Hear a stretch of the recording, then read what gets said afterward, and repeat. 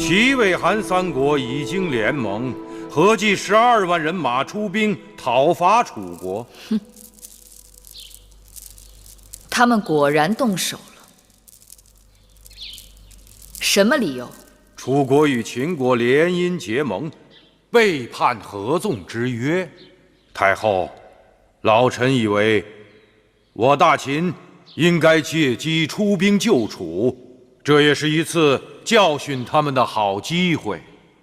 唉，他们也真是小气。人家2个国家结亲娶媳妇，这他们都生气。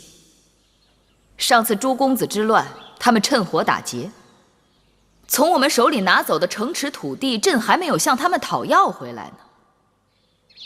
看来，对这种不仁不义的人，我们不能坐视不管。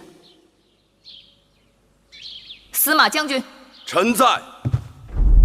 朕要你为主帅，领兵5万，拿下魏国蒲坂、阳春、丰陵。臣遵旨。米荣将军，臣在。朕给你精兵3万，直取韩国5岁。臣遵旨。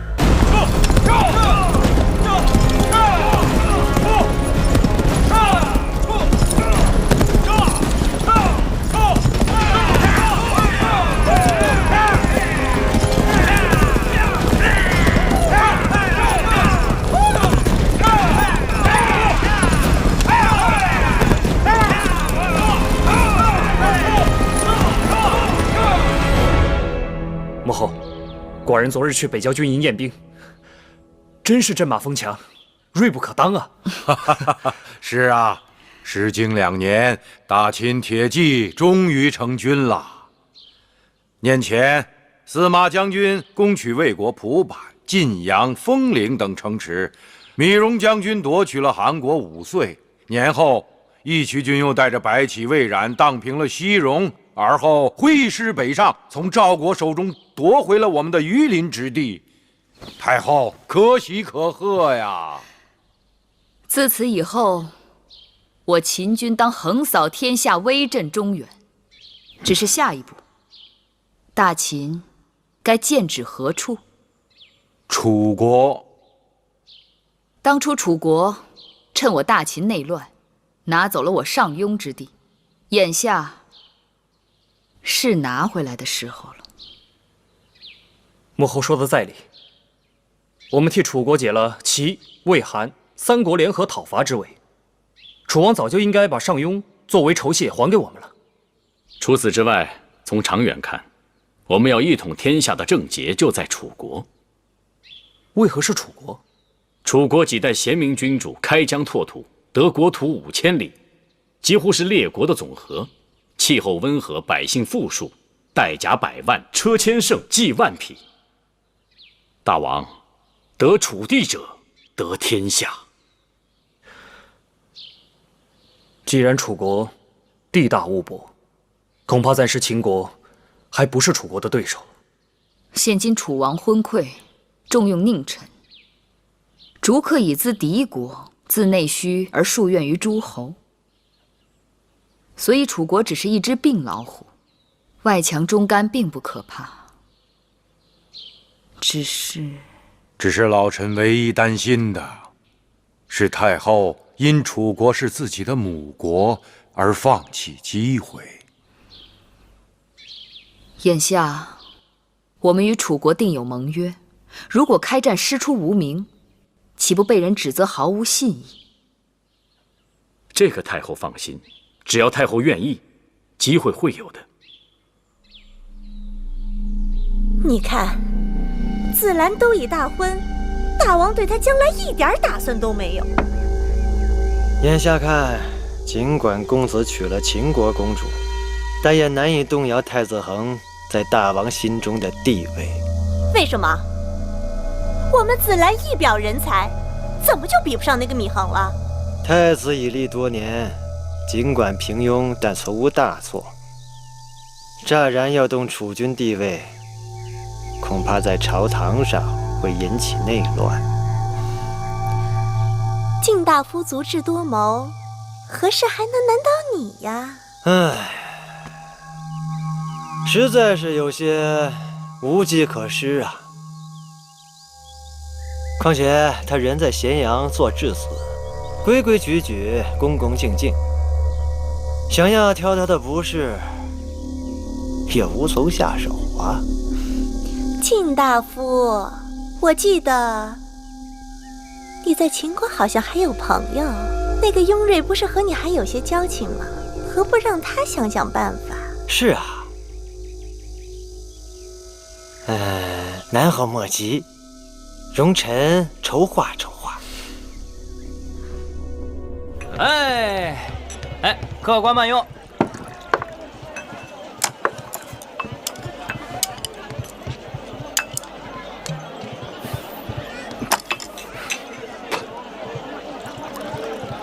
太子，听说对面那家鸭子炖的不错。我不是跟你说过吗？在外面不要叫我太子。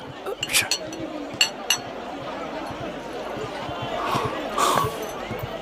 去吧。客官，里边请，里边请啊！出什么事了？昨日我收到了一封古怪的书信，说咸阳城有人知道了我楚国太子的身份，图谋勒索，要我当心。小二，打酒！打酒！放肆！这把短剑是谁的？是你爷爷我的。不服气！大胆狂徒，光天化日之下竟敢无视秦法，你想做什么？老子想做什么做什么！你能怎样？闪开！小北，闪开！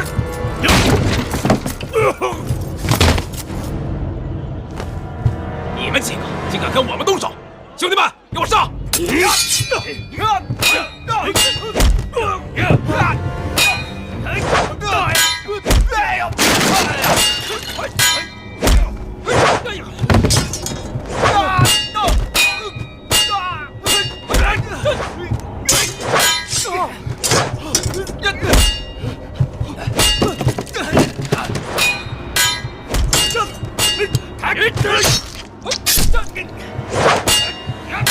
公子，这剑！杀人了！武下卫被人杀了！快走！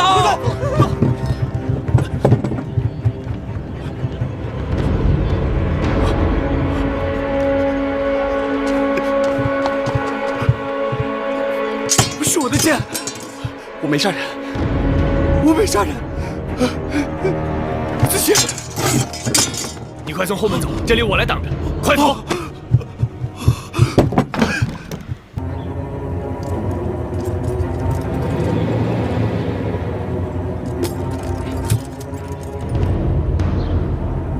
在下黄歇看得清清楚楚，私斗之事便是躺下的军士寻衅挑起来的。人是不是你杀的？不是我杀的。你说不是就不是，跟我回去，见了我们廷尉说个清楚。带走。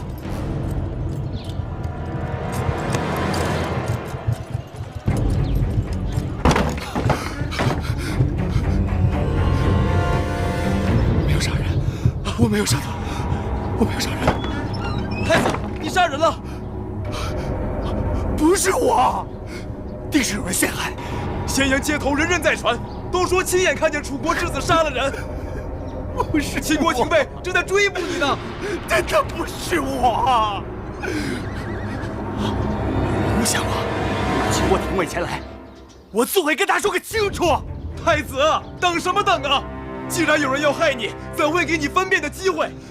他们必是诬告你在咸阳杀了人，然后把你关进大牢，将你害死在咸阳啊！我没有杀人呐，我没有。那我该怎么办？为今之计，只有先赶快离开咸阳，逃回楚国，再做打算。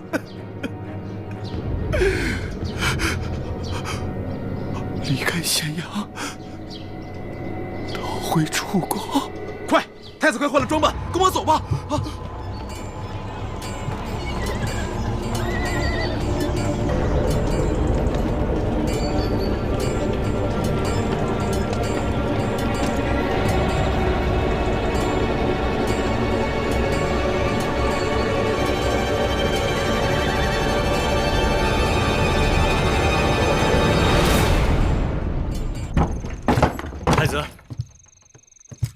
太子，公子，太子呢？太子已经走了。太子走了，去哪儿了？太子知道自己闯了大祸，带着侍从离开了咸阳。他跑了。是。哎呀，他这一跑，正中了别人的圈套。我去追他。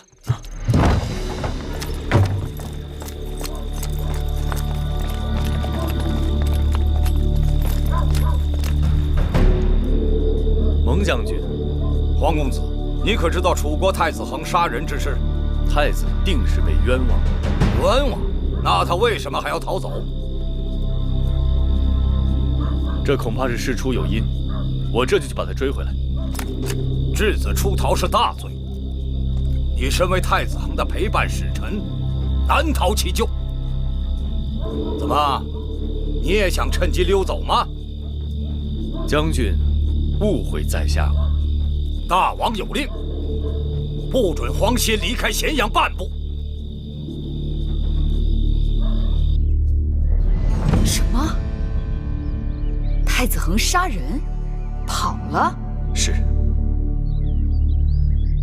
李恒自来咸阳做质子，一贯谨小慎微，安分守己，怎么会有这等事？他杀人之事已被坐实。不过，即使如此，我仍猜是有人从中做了手脚。雍大人，不会是你做的圈套吧？啊，太后放心，雍瑞要做，也会比这高明。只是那陷害之人不慎走漏了风声，让雍瑞提前知晓，顺水推舟罢了。这样说，他们给了我们理由，对楚国说不了。正是。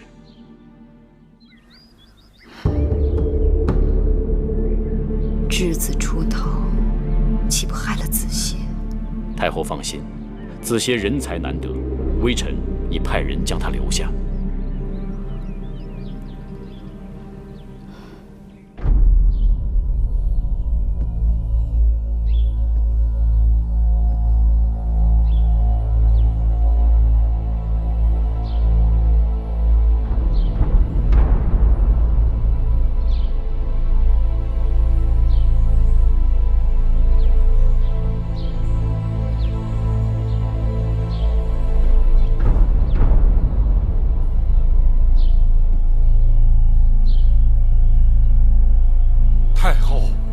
不要再犹豫了。那楚国太子恒杀我秦国军士，本该黄害服罪，竟然私自出逃，此举对我秦国是大不敬。恳请太后大王出兵讨伐恶楚。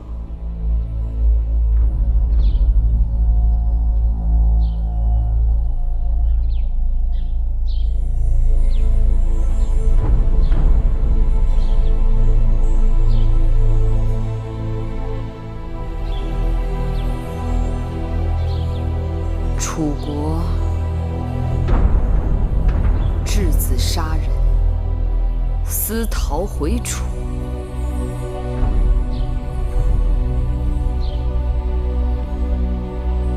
秦楚之义就此破裂。楚国如此侮辱我秦国，形同犬彘，不共戴天。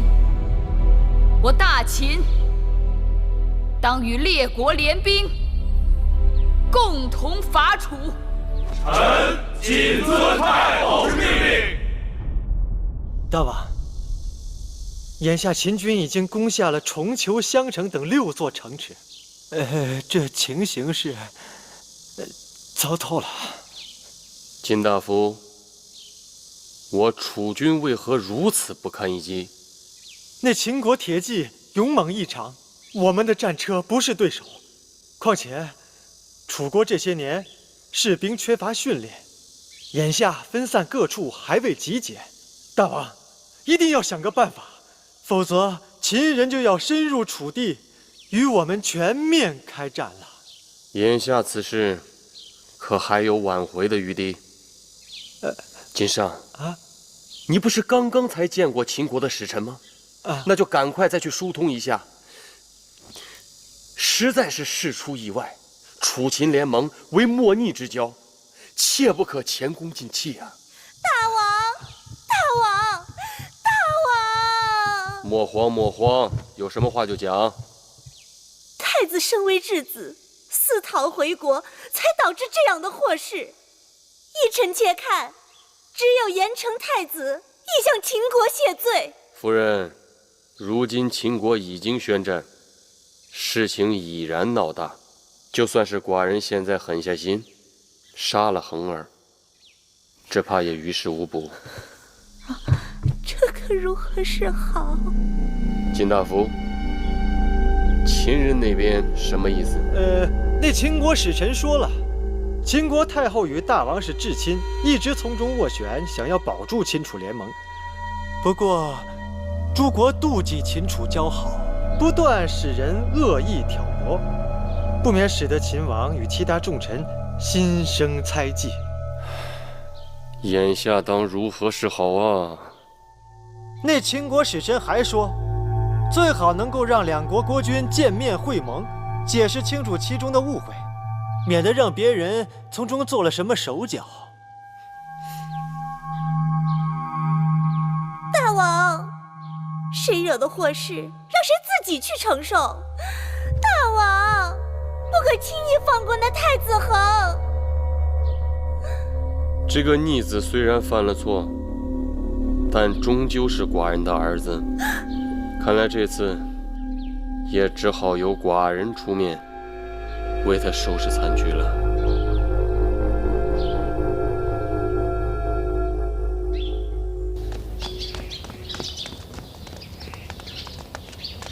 夫人，夫人，微臣有事要禀告夫人。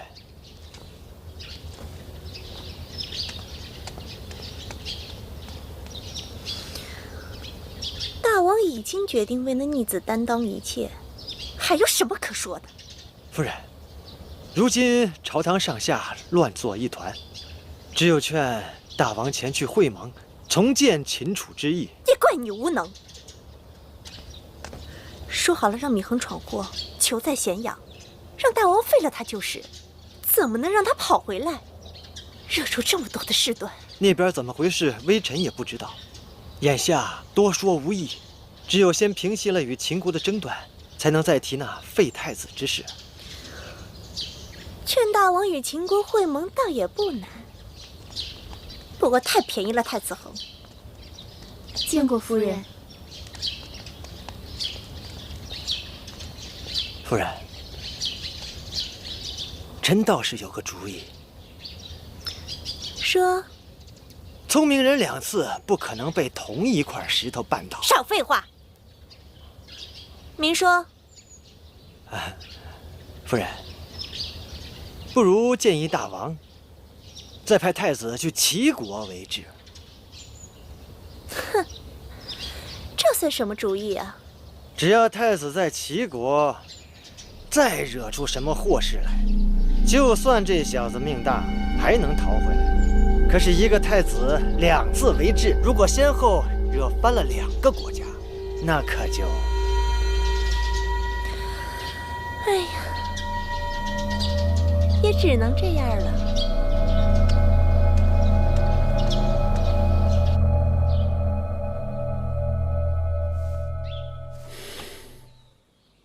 楚王同意会盟了，他曾把母后和舅舅害得好苦，我见到他，定不会轻饶他。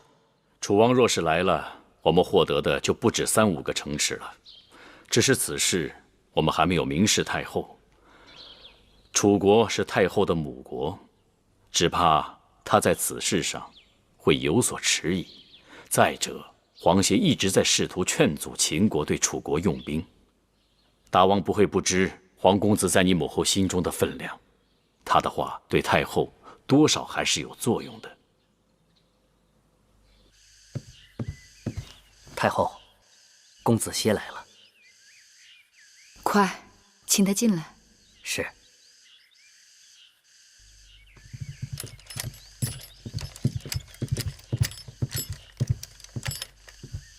太后，你来的正好。昨日我刚得了魏良人给我送来的菊花茶，我正想着哪日与你一同品尝，你就像听着信儿似的。谢太后牵挂。木心，在。把茶烹好了，端上来。是。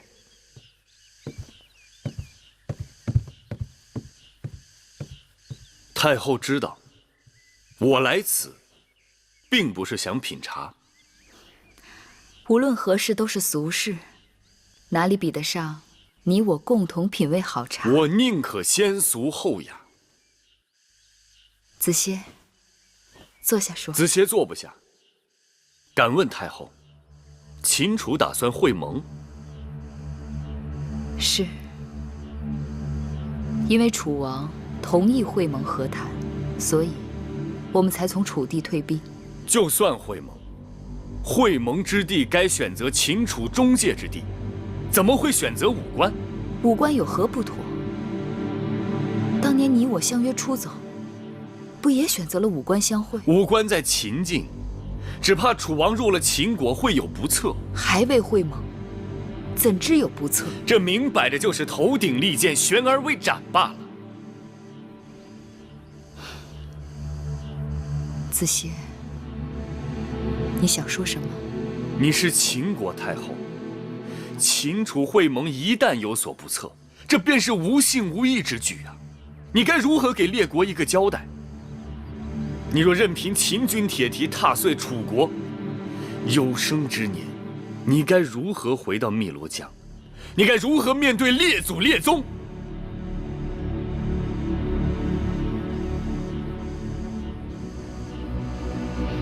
子歇，你等一下，我给你看样东西。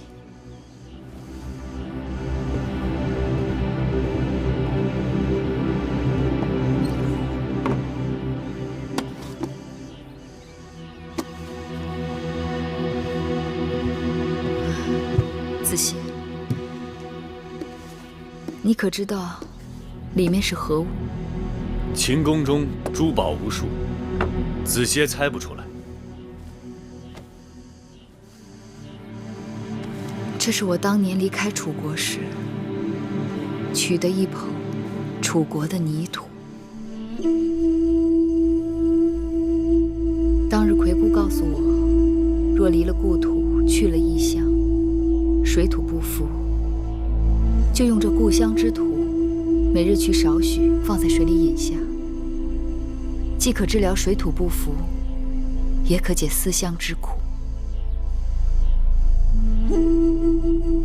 我就是用了这法子，度过了刚开始最难熬的一段时光。后来这些土就留下了，一直放在身边。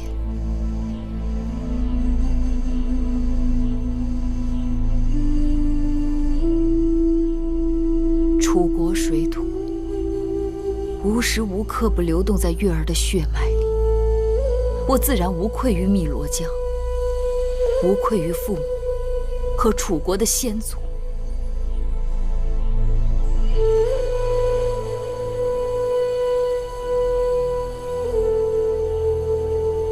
既然如此，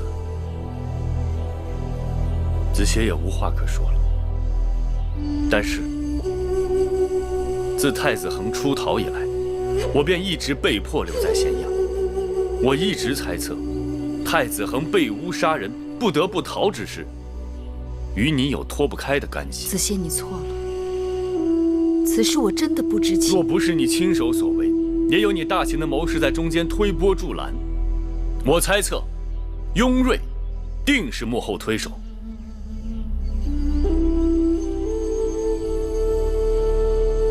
眼下秦楚交恶，千钧一发，一旦楚国危亡，子歇定要返乡，救楚国于水火。到时候，望太后不要拦我。我说过，我倾其所有，不会让你走的。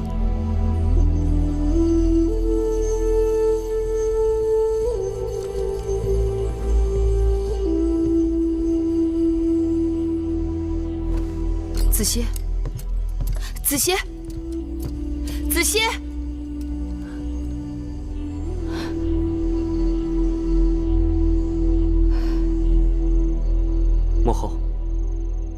明日孩儿就要启程去会盟了。再有几日，楚王的车马也就该到武关了。知道了。母后以为，雍大人和冉舅舅的主意如何？武关会盟，不动一兵一卒，便能拿到我们想要的东西，那自然是好。母后，怎么了？雍大人让寡人给母后带一句话：眼下，太后不该只为一人、一事、一国着想，而该为天下着想了。那是自然。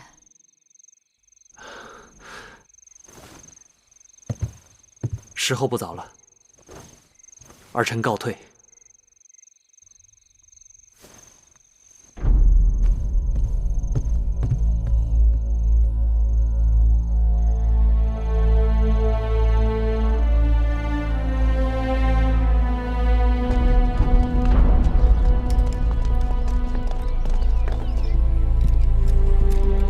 太后，太后，太后，你们怎么回来了？大王也回来了吗？臣弟快马先回来。与楚国会盟之事如何了？出什么事了？楚王进武关之际，大王下令关闭城门，并扣押了楚王，准备带回咸阳。不是早先说好，只要楚王答应割地致歉，便不动手的吗？早晚是要动手，大王只是性子急了一些。这哪里是性子急，这是授人以口实啊！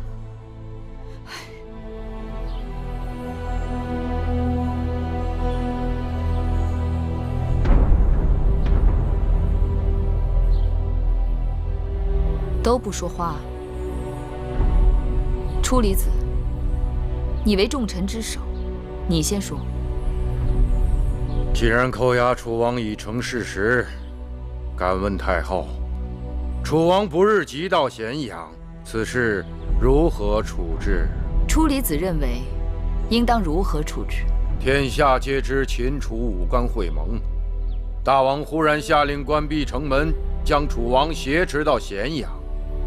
若此事没有一个妥善的处置方式，只怕会引起列国的质疑，说我大秦毫无诚信，以欺诈手段扣押他国君王，非人人君子所为，一定会引起诸侯的猜忌和敌意。只怕大秦以后难以取信于诸侯。楚离子此言差矣，是楚国质子杀人潜逃，毁约在先。楚王一直遮遮掩掩，不肯真心赔礼致歉。楚国的傲慢无礼惹怒了大王，这才命人将他带到咸阳质问而已。你以为这么说，列国会信吗？列国只是向我等要一个交代，至于信不信，由不得他们。如果他们真心想对我秦国开战，任你如何解释，他们都有动武的借口。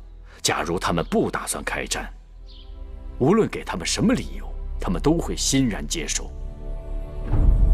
雍瑞之言，初离子以为如何？如果大秦有足够的实力，说什么话诸侯都只能违心的相信，自然无妨。但眼下，大秦的实力还不够，所以当务之急是要派出一妥当之人，游走诸国，说出一套令人信服的秦国大王扣押楚王的道理，免得诸侯猜忌，引发后患。唉，若是张子在就好了。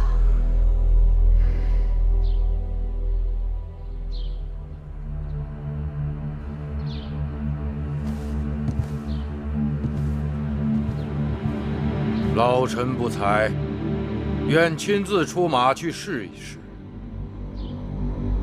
那就拜托初离子了。不知初离子打算如何向诸国解释？老臣还没想好。朕已经替你想好了。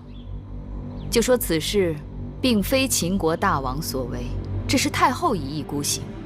因为楚王与太后是兄妹，早年间在楚宫中曾有恩怨。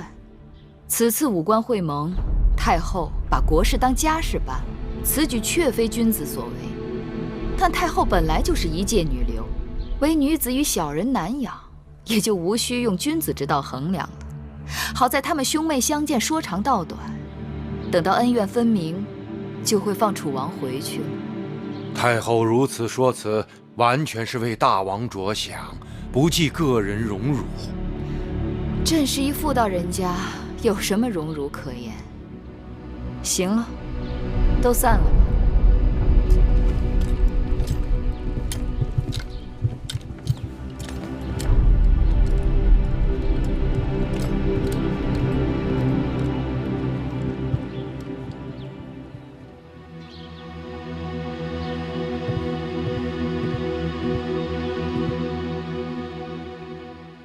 白起，太后，白起愿为太后分忧。我何忧之有？天下，你说什么？难道太后就真的没有一统天下之忧吗？世人皆知，得楚者得天下。既然楚王已经在我们的手中，我们大可以乘楚国无主，挥师南下，直取郢都。你想灭楚？谈何容易！楚国立国800年，自周王室建立以来，就屡次兴兵南下，想灭了楚国，可却是屡战屡败，让楚国从一个小小的子爵，成为诸国当中第1大国。晋楚争霸300多年，晋国早已消亡，而楚国却是越战越强。不是也曾有一人成功过吗？你是说伍子胥？是，北国伐楚无不失败，那是因为他们不熟悉地形战术。北人骑马，南人行舟，北人面对水战束手无策，而伍子胥伐楚则是用的吴国兵马，水兵舟战行家里手，此其一也。伍子胥伐楚便是利用了楚国君臣不和，楚国分封之臣根本无心反抗，一击而溃，此其二也。伍子胥行军神速，直逼都城，都城一溃，楚国便溃，此其三也。你的意思是？密戎将军在楚国待了多年，他了解楚国内情，更知如何用兵分化楚国君臣。司马错将军平定了巴蜀，为我们南下扫清了道路。我们可以兵分2路，一路由我带领，翻越秦岭，正面攻打楚国；而另一面，则可以由司马错将军率领巴蜀的兵马逆乌江而上，攻打李业，再顺流水和沔水直逼郢都。太后，太后，看着大秦一统天下！太后，怎么？太后若觉得白起过甚其词，不，朕只是惶惑罢了。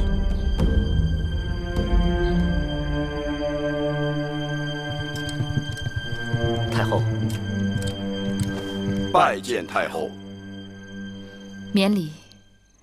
这么晚了，将2位爱卿请来，是因为朕有一件事情要与2位商谈。太后，正好我与司马将军商议，有关楚国之事，愿为太后献上一策。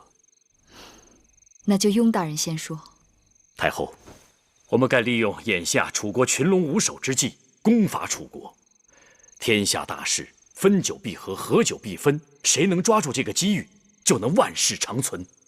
而当下这个机遇就在我们面前。太后，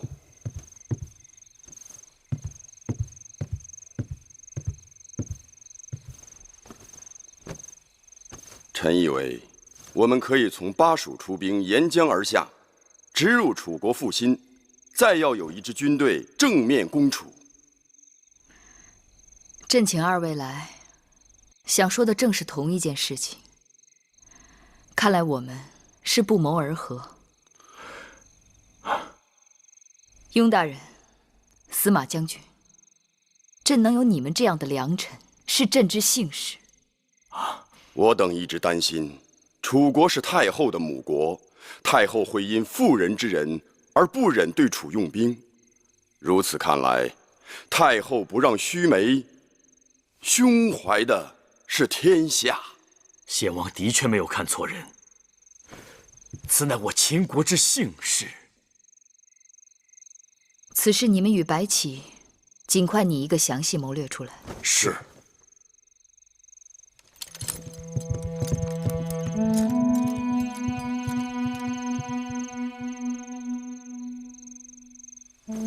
太后，您只怕这件事情，我要愧对一个人了。太后，您说的这个人可是木心？在。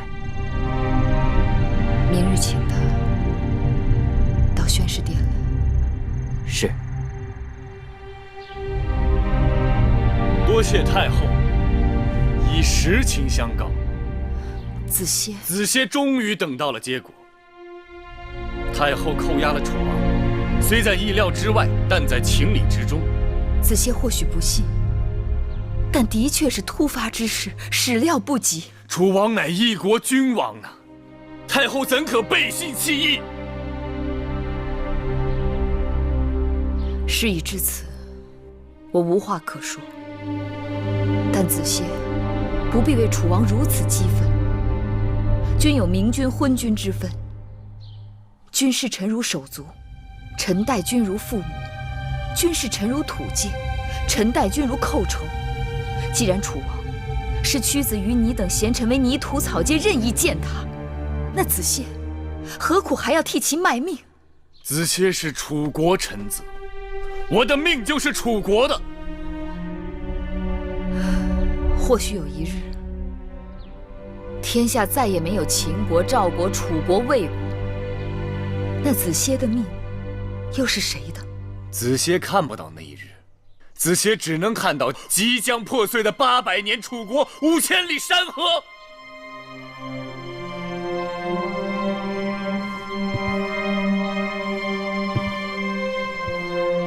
前几日，我去到四方馆，听到策士们都在争论天下是否归一，这让我想到800年前，楚国究竟在何方？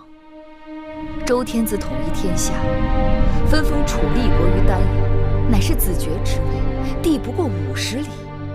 而今楚国开疆拓土5000里，而周天子之地却连50里都不到。太后不用跟我说周天子之事，天命有归，这不在黄歇的把握之内。或许有一日，芈月要做的，就是周天子做过的事情。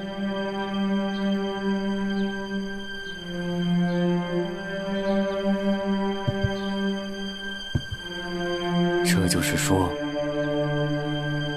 太后已经迫不及待，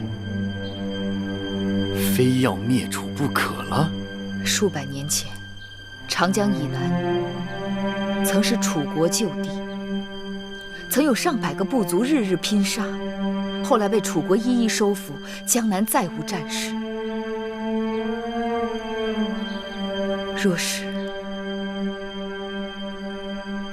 若是秦楚合并，那秦楚之间或许有那么一场大战，但战后就可以享几百年的安宁了。子歇总算明了太后的心思了。子歇，我的心思绝不瞒你，我要你留下，留下帮你穷兵黩武，置百姓于水火之中，帮你取得大秦的天下。留下不是为了帮我，是为了帮天下。天下一统，将士们解甲归田，不再动兵征战，才可享受太平盛世。只怕百姓等不到太平盛世，见的是遍地白骨。做任何事情都是要有代价的，这是你要的代价，不是我黄歇要的代价。抱歉了，太后，我必须得走。你要走，是因为与我赌气。我要走，是因为我痛心。堂堂大秦言而无信，这就是你们遵行商君之法、背弃礼法的结果。大秦实行商君之法，民殷富，国富强，百姓乐用诸侯亲附，人心所向。统一天下是早晚的事情。自欺欺人！你的商君之法，在子歇看来，就是违礼、弃伦理、无信义，以恶制恶，贵上欺诈，轻罪重罚，令百姓敢怒而不敢言。商君之法切实可用，立见成效，急功近利，不可持久。子歇，总有一日你会明白，今日之争我是对的，你是错的。你若信月儿，你就留下。你不在人呀，你只是大秦的太后。抱歉，子歇帮不了太后。子歇去意已定，望太后不要留我。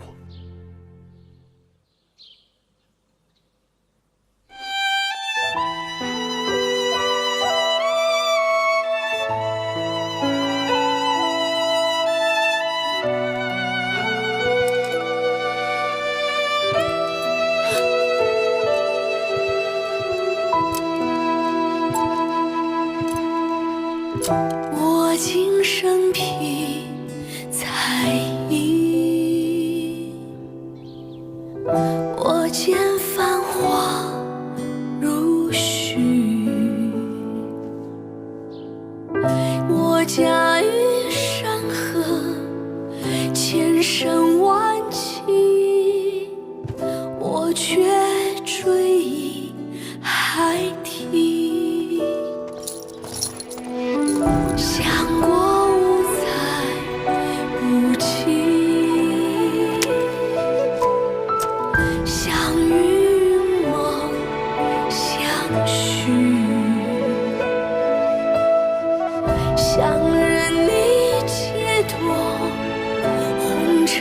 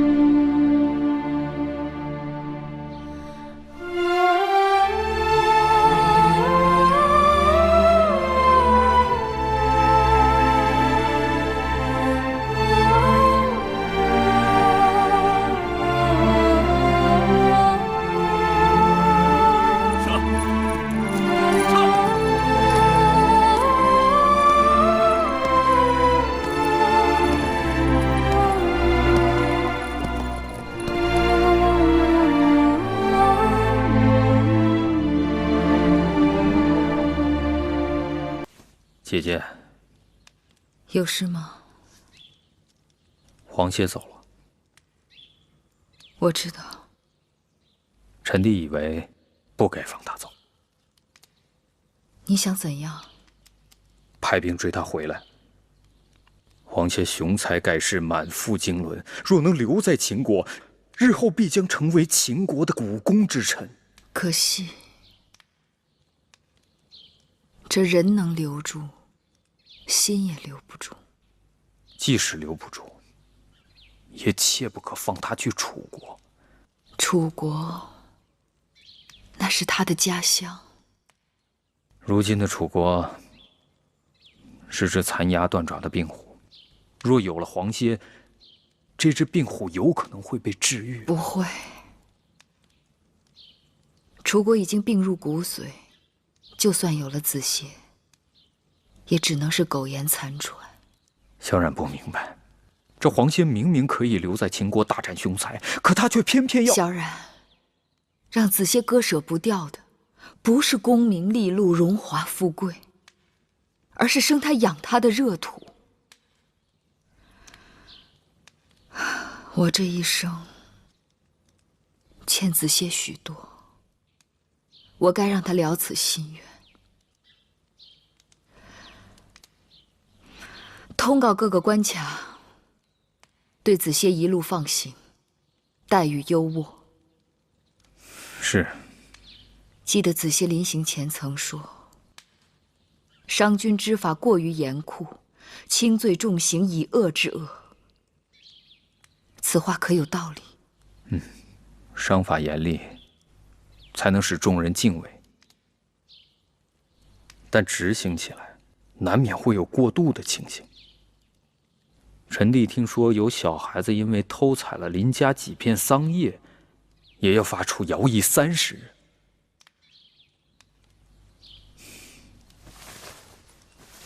姐姐可还记得我这根手指？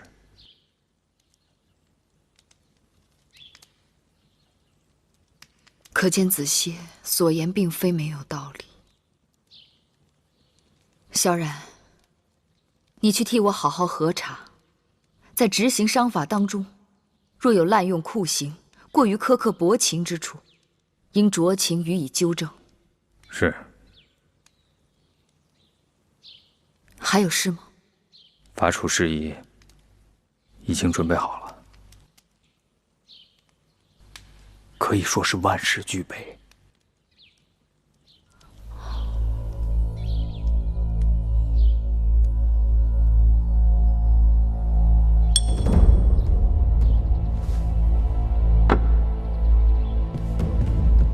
白起，朕命你为左庶长，受此虎符，千骑斩将，挥师伐楚。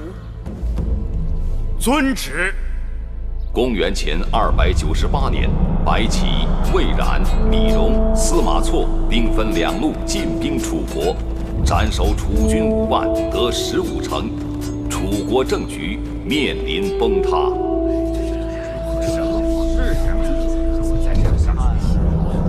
他们被秦人扣押，如今国家危亡，如何是好？秦人背信弃义，扣押大王，又从2路进袭我楚国，令我头尾不得相容。如今楚国危在旦夕，我等必须立刻整顿兵马，动用倾国之力，再度迎战秦军。如今大王尚在秦人手中，谁来下旨号令三军？那依晋大夫之意呢？这自然是要想办法先迎回大王。为了保证大王的安全，切不可做出触怒秦人的事情来。就是因为担心大王在秦国的安危，我楚国将士缩手缩脚，瞻前顾后，以至于我们3关洞开，秦人兵不血刃，长驱直入。眼看秦兵直捣郢都城下，我们若还抱着不可得罪秦人的想法，那就生生把都城宗庙都送到秦人手里了。那以你们之见呢？秦人扣押大王不放，为的是挟持大王，胁迫我楚国。我们对秦人退让越多，他们越不可能放了大王。为今之计，我们只有另立新君，让秦人知道即便挟持了大王，也无济于事。那时候我们再与他们谈条件，才能够迎回大王。若立新君，当立公子兰。太子明明义立，为何要提公子兰？若不是太子在秦国为治，杀人潜逃，又如何会惹怒秦人，扣押大王？似这等不忠不孝不义之辈，又如何能再为储君？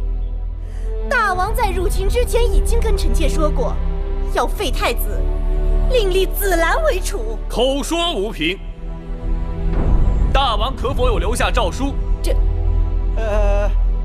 太子恒在齐国为治，如今秦人攻城，火烧眉毛，这远水也解不了近渴呀。谁说太子恒仍在齐国？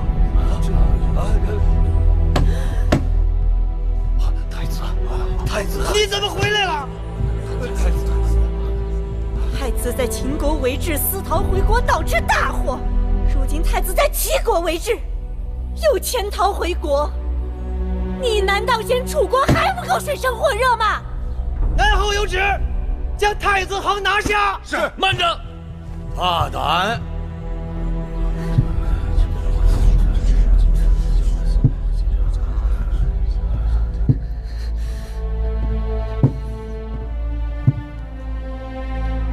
是老夫下的命令，与齐国递交国书，请太子回国的。老令尹、三闾大夫，你们这是什么意思？大王蒙难，秦人兵临城下，楚国危急存亡之际，当令太子继位，主持国政。你不顾大王的旨意吗？南后假传圣旨，乃逆天大罪。你们反了！大王早就说过，太子失德，当废。这是朝堂，请容妇人指手画脚。来人，请南后回宫。是。你敢？谁敢？君上，这是死人吗？君上！三闾大夫，南后毕竟是南后，你们竟敢如此无礼！老夫糊涂一世，这一刻我看得清楚。你这蛇鼠奸佞，若不滚开，老夫将你当场击杀！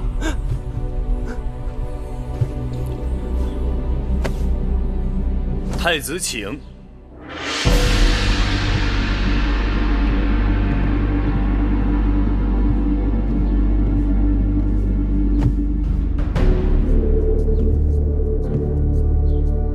请太子继位。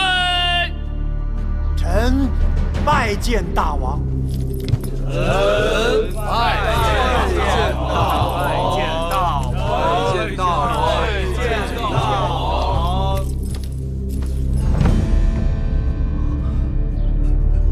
众卿，免礼。谢大王。撤！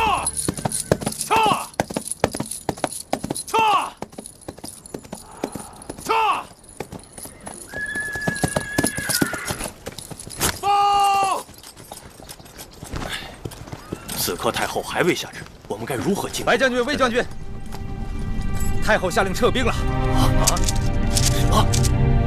太后下令撤兵了？楚国发生政变了。什么？黄歇请出屈子和令尹昭阳扶持太子恒登基为王，眼下是屈原主政。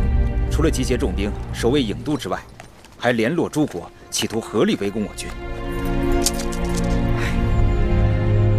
当初太后不肯听我劝阻，执意放黄歇回楚，真是一步错棋。黄歇是太后最珍惜的贤良人才，他是绝不会难为黄歇的。问题是，如今黄歇与屈原日月辉映，相得益彰，合力扶持楚国新军，的确不好对付。我等既然没有必胜的把握，撤兵和谈也好。为扣押楚王一事，楚离子亲自出使诸国，累坏了身子。太后已经让白起撤兵了。是。太后怎么说？他说，他果然没看错皇协，并说此时伐楚本就不是灭楚，而是弱楚，不能一蹴而就，是该撤兵的时候了。太后不愧是当今女丈夫。母后，你知道这是什么吗？这是什么？这是仙鹤。公子服长得浓眉大眼，活脱一个小。义渠君在西北戍边，已经好久没有回来了。给他们做的新衣，派人送过去了吗？都送走1个多月了，早该收到了。太后，今日春色媚人，让公子服到园子里走走吧。你就带着小公子去园子里走走吧。是。公子服，随我来。母后，那福儿先告退了。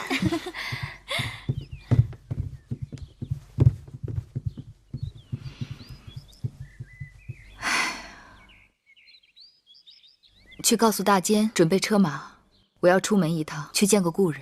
是。慧儿，替我梳妆吧。那慧儿给太后梳个何样的发髻？寻常的就好，就梳个楚国的发髻吧。你们当那故人是谁？是大王不远万里请来的楚国大王，也算是我的兄长吧。啊，楚国已有新君，这退位的楚王该称先王才是。先王？太后，陨了的大王才叫先王不是？是啊，其实他与死了也没什么区别。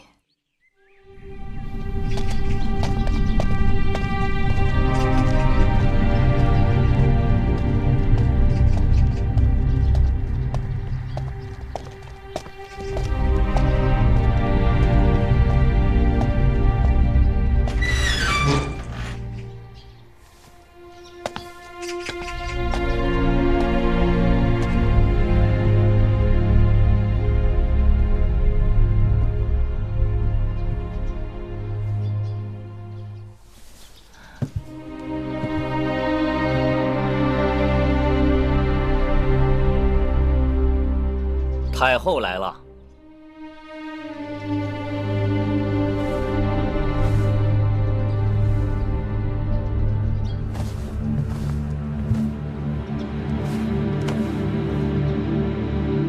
你可认识我？恕寡人眼拙。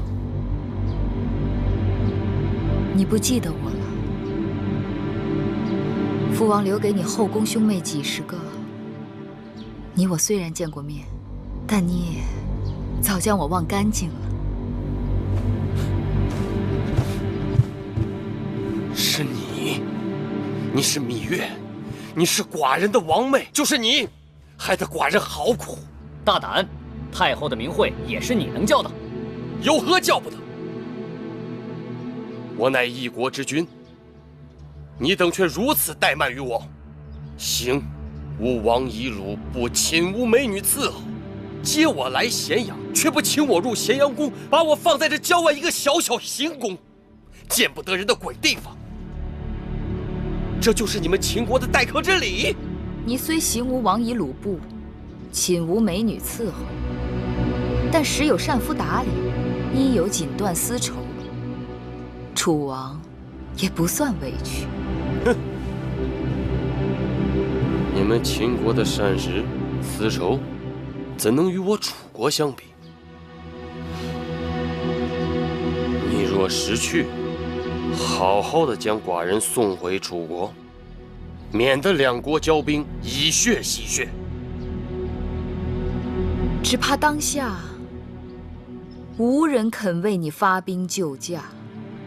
只要寡人下诏书，我楚国贤臣济济，晋上大夫对寡人披肝沥胆，还有老令尹朝阳，一贯是忠心贯日。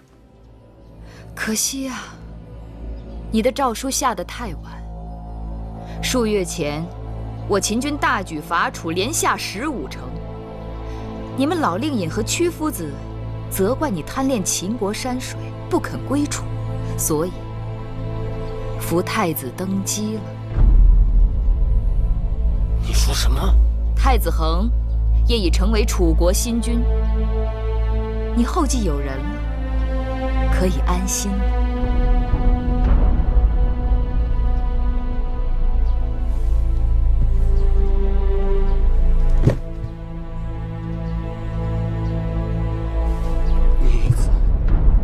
逆子，他这是想要寡人的命啊！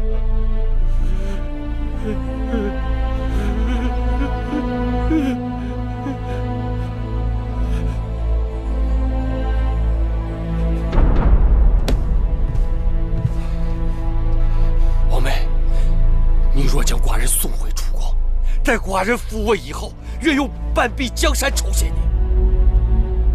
原来你心心念念的，并非是你的江山，而是王位。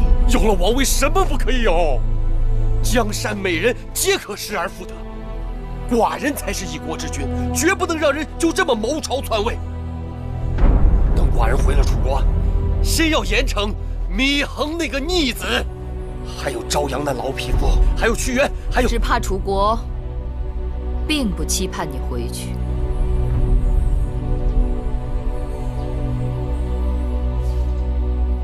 芈衡得位不正，臣民不服。自寡人继位以来，肆意无不臣服。你继位之初，借先王余威，楚国曾一时成兴旺之势，甚至被推为6国合纵之长。只可惜，你此后信佞臣宠奸妃，贪小利少谋略，将那楚国在先王手中创下的大好局面步步断送。你已是楚人身上的庸居钉疮，没有你，只怕楚国会好很多。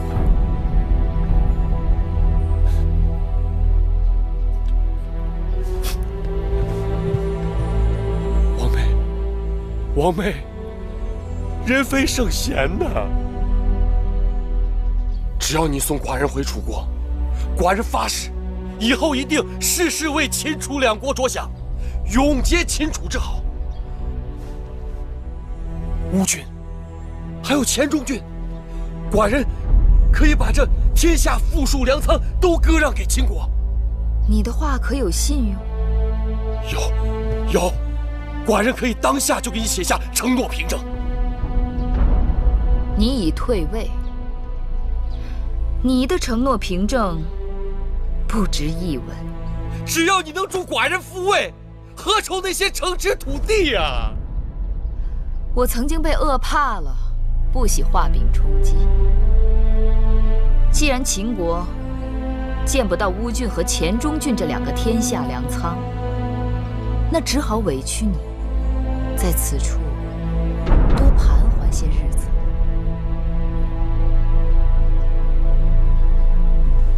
寡人要回郢都，寡人一刻也不能在你这穷乡僻壤的地方再耽搁下去了。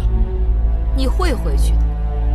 既然你愧对父王的在天之灵，有一日楚地归秦，我会把你送回郢都去，把你关在先祖的陵园之中，日日向父王忏悔，让世人看看这昏君的下场。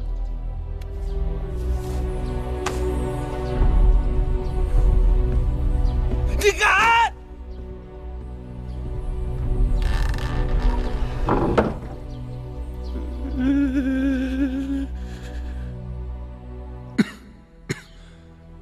大秦功臣以魏冉、芈戎、白起为首，勤劳国家，功德茂盛，特封魏冉为穰侯，芈戎为华阳君，白起为武安君，公子迎福，志节谨度，满而不溢，特封为晋阳君。臣谢太后大王隆恩。免礼。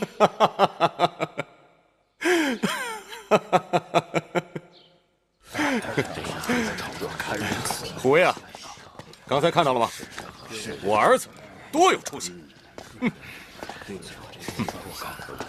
你怎么不高兴？啊，那是秦国的分封，跟义渠没什么干系。怎么没干系？魏冉、米荣、白起是谁？我七弟。迎福又是谁？我儿子。大王，那魏冉、米荣和白起是秦国的战将，不是咱们义渠的战将啊。那又如何呀？如今我义渠已经归顺秦国了，还分什么义渠秦国的？哼！可大王，你儿子姓嬴，不姓翟。你说的这话我不知道吗？大王，太后是大王的女人，那也就是咱们义渠的女人呐。可她心里装的都是大秦的江山社稷，哪里有一分一毫是给咱们义渠的？够了！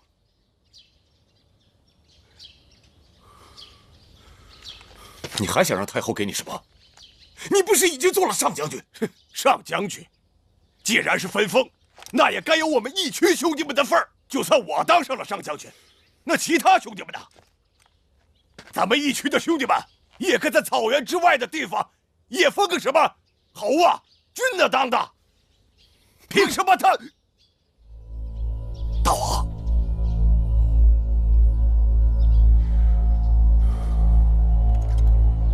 大王，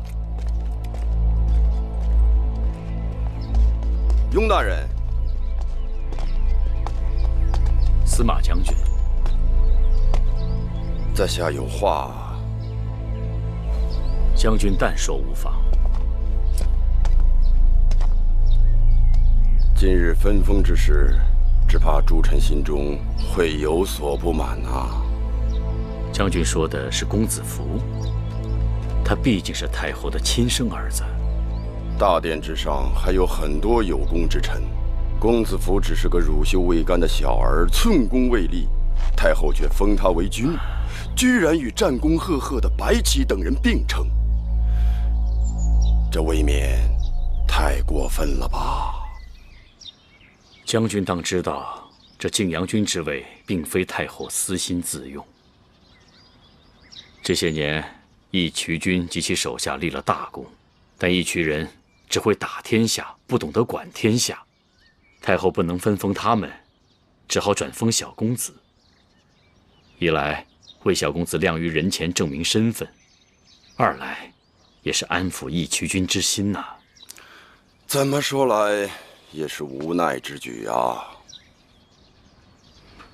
当初太后对义渠人如此看重，是因为他们为大王登基及平定诸公子之乱立了大功。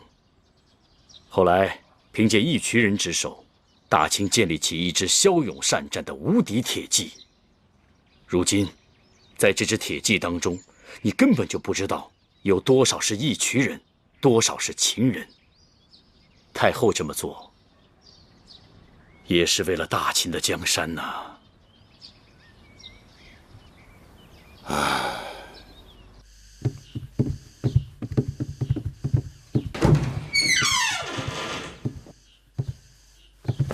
大王回来了，快把衣服拿过来。瑶儿，你马上就要临产了，怎么还动来动去的？应该多休息。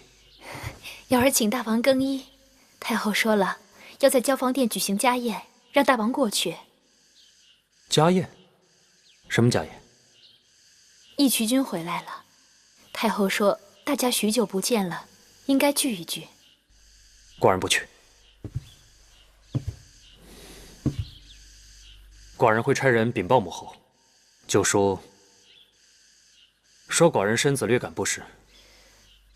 大王，真的是身子不适吗？实话讲，只要与那一群人共处一室，寡人浑身上下哪儿都不是。太后请大王过去，恐怕不只是为了撮合大王与义渠君，更多的是兄弟之情和母子情缘呀。大王，你还是过去吧。走喽，飞了！福儿，飞起来喽！在草原上就是这样的，飞哟！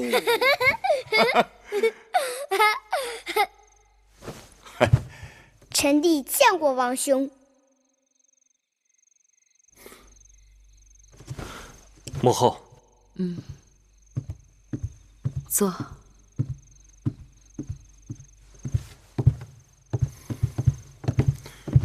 小子，你还是跟你的福弟坐下面吧。你说什么？你母亲的身边自然是我的位置。母后，继儿，今日是家宴，不必拘礼。我和义渠君已许久不见，有些话要对他说。你和福儿先述述兄弟情也好。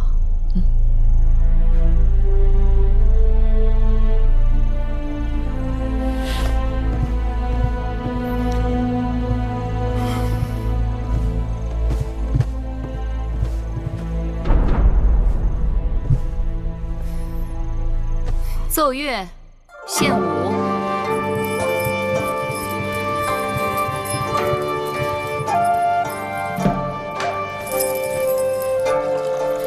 今日大家可放纵些，多喝些酒。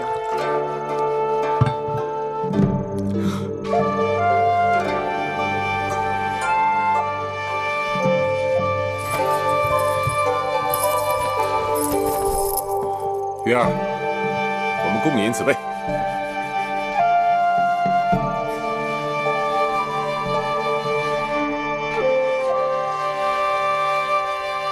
王兄，福儿敬你一杯。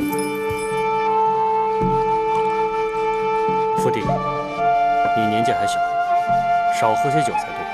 谢王兄关心，福儿记住了。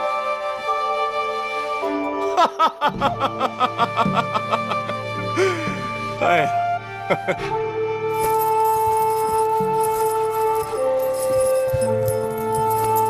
云儿，来尝尝这鹿肉。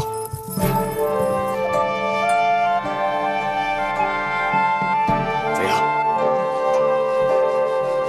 肉质鲜嫩，果然不错。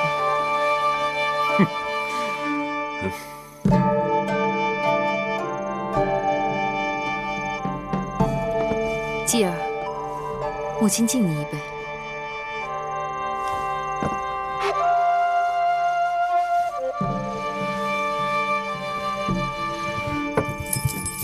义渠君，尝尝这果子甜不甜？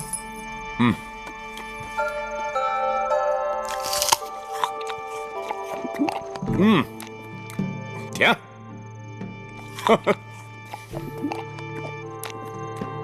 义渠君，寡人敬你一杯。来。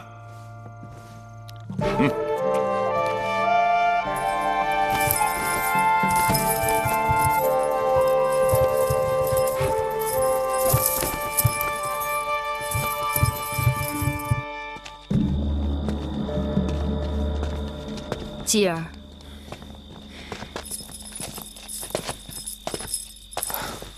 母后，有一阵子没有见到王后了，她可好？多谢母后挂念。楚王关押在咸阳郊外，毕竟父女一场，他心里一定忐忑不安。瑶儿识得大体，从未提及过此事。王后是个懂事的孩子。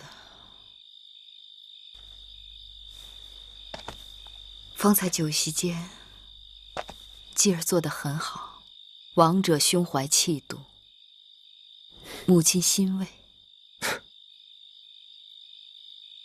孩儿不明白母亲什么意思。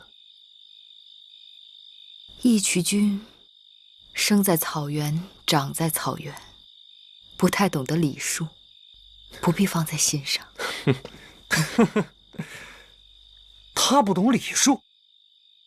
当年他也曾面见过父王，难道父王在时，他也敢这样对待他？继儿，我大秦今日，有何理由要一个大王看戎狄人的脸色？我们是亏欠了恩义，还是逊色了武力？若是亏欠了恩义，这些年给义渠人的优容、大量的军械、财物、粮食，已经足以偿还了。他若还嫌少，寡人可以再给他几座城池吗？若是逊色了武力，那我们也不必再去伐楚、征东了。先把这卧榻上的戎狄给解决了才是。继儿，义渠君虽然礼仪有失，但他对我秦国，无论是过去、当下还是来日，都是极大的援助。你怎么可以为了一时之气，有这种自毁栋梁的想法？若是这栋梁妨碍了我们的腿脚，那就是放错了地方，让我们画地自求了。继儿，你喝多了。君王需要的是制怒、慎独。等你明日清醒了，再来同我说话。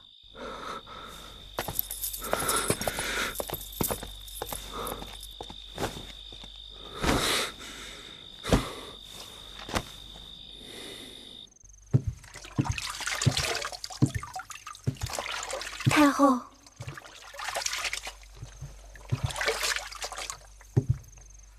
你们怎么站在这儿？义渠君不让我们进去服侍。你们去门外候着吧。是。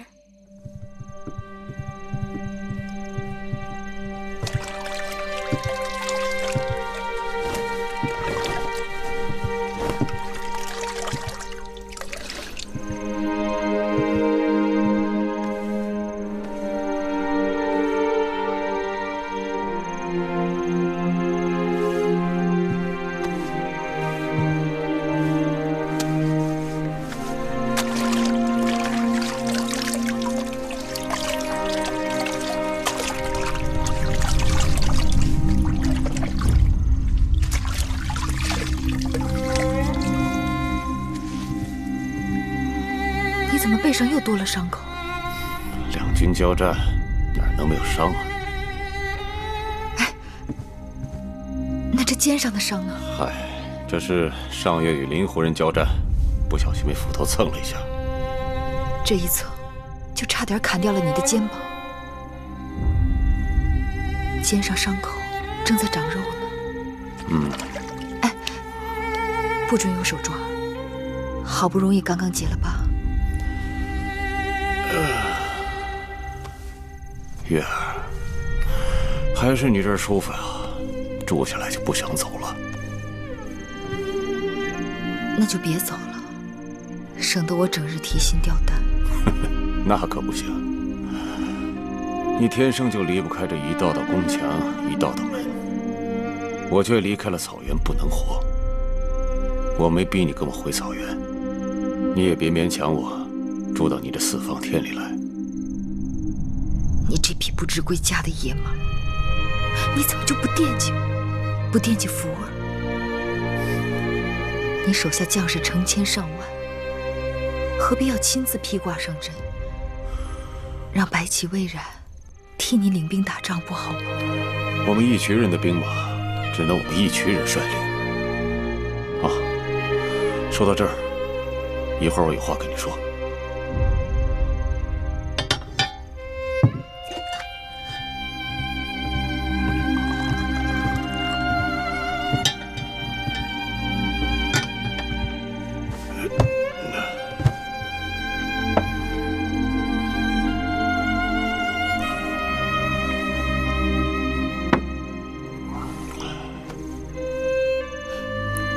你要跟我说什么？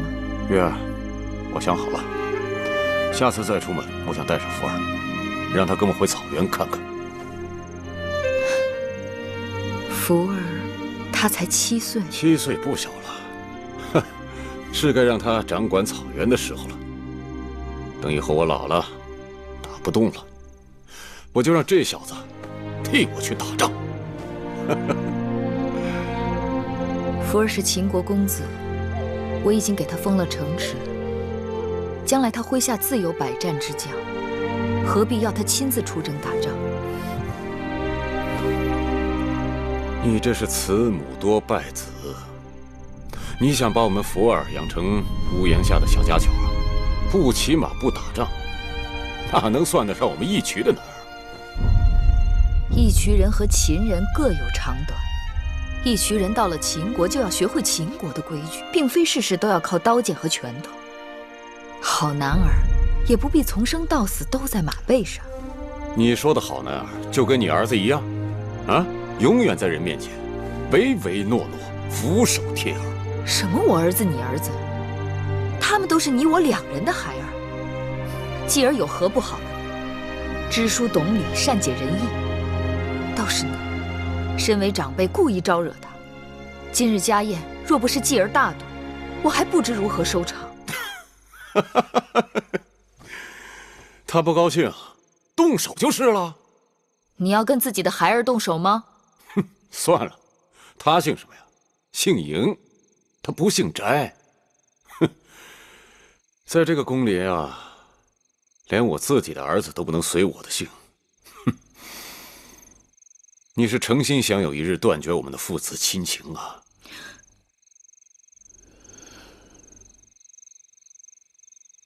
你什么意思？我眼睛不瞎，嬴稷从来没有把我当成父亲。他父王在他10岁的时候才走的，他心里惦记生父，不容易转还。他是小孩子，你跟他计较什么？他还小孩子，他都要生儿育女了，只有你仍然把他当个孩子。我不和你说了。今日你是诚心与我胡闹，我可没胡闹啊！我说的都是正经事。你这个太后再威风，那也是我们义渠的女人。若朝廷分个有亲有疏，那也得先让好事落在我们义渠人的头上。说到底，这秦国天下，也有我们义渠人的一份儿。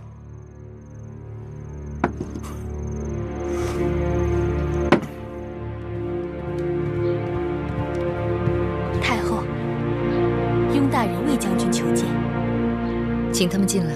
是。太后，怎么了？昨日半夜，楚王米怀买通身边的侍卫看守，逃出行宫，不知下落。派人搜捕了吗？已下令秦军封锁各路关卡，缉拿米怀。来，走吧。哦，下一个。走吧。哦。你抬来看看。可以了。你，哎，不接。今日这是怎么了？如临大敌的。来，后面的。听说那楚王米怀跑了，眼下正满城搜捕他。哦，走吧。这么多人，看不住一个楚国老头，让他在眼鼻子底下溜走了。一群废物。走，走吧。闪开！闪开！闪开！上！哎，不干什么呢？为什么不排队？瞎了你的狗眼！老子是谁不知道吗？将军，今日大王有令，任何人出入咸阳城都当接受盘查。这咸阳城就是老子带人拿下的，你们大王的王位也是我等拿性命换来的。你说，该查不该查？啊！将军，将军，君命难违。闪开！将军，闪开！跟我来！是。闪开！敢挡老子的道！胡威将军，蒙将军，我等都是大秦命官，既然拿着朝廷的俸禄，就该按照大秦法度办事。义渠将士不在军营之内，就要遵守大秦律法，任何人不得违背。更何况，今日情况特殊，要缉拿要犯。我虎威已经出了大营，来到了咸阳城。蒙将军，你说这些废话什么意思？想打架呀？来呀！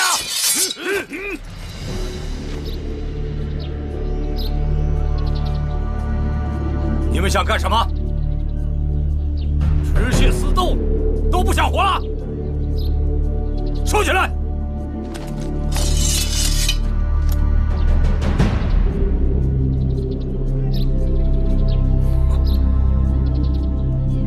放行。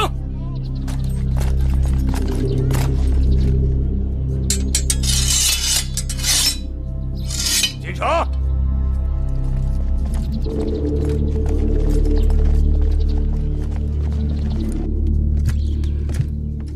雍大人，那些义渠人的眼里根本就没有我大秦法度，飞扬跋扈，出言无状。若不加以约束，任其放纵，只怕会被别人效仿，同恶相激。长此以往，这咸阳城内的治安将难以维持啊！宫中传来消息，说王后即将生产，大王情绪焦虑，太后呢又政务繁杂。这义渠人的事情也是棘手的，只好先往下压一压，等我择机再向太后禀报此事。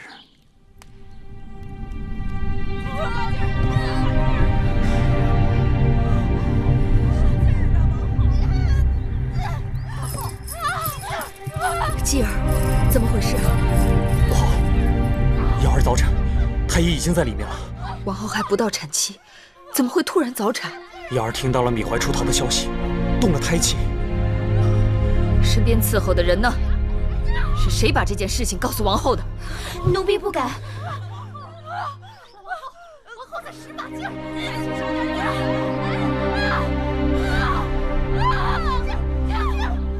王后吉人天下，一定会没事的。生了！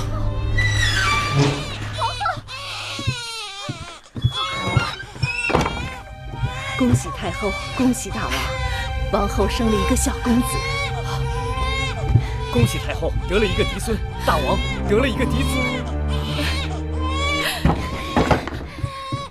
大王太后，王后产后血流不止，恐有性命之忧。快进去，全力施救！务必要保住瑶儿的性命！去呀！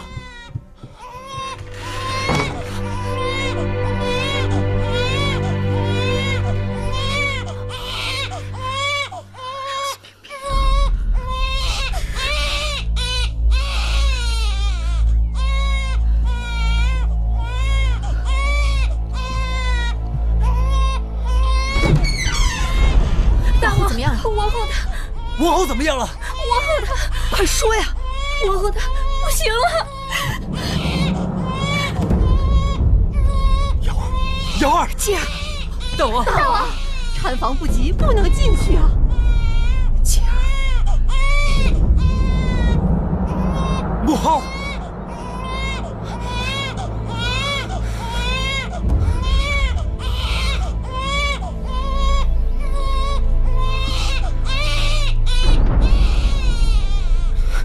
大王不能啊！大王，别拦着他。太后，让他们一家人在一起好好说说话。瑶儿，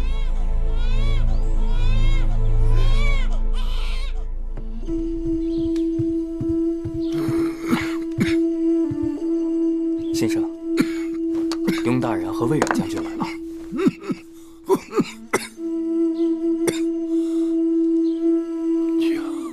快请他们进来。是。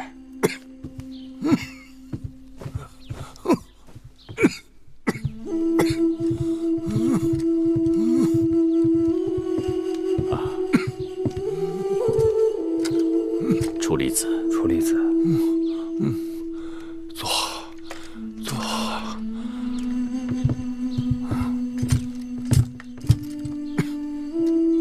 楚离子，太后和大王听说你贵体前安，非常牵挂，特派我们俩前来探望，让大王和太后费心了。听说那楚王怀被抓回来了啊？是，在魏国边境上，那楚王怀穷途末路，先是到赵国，赵国不敢让他入境，后又到魏国，魏国也不肯接纳，随后就被魏冉将军的人马给追上了。这就是自作自受。呀！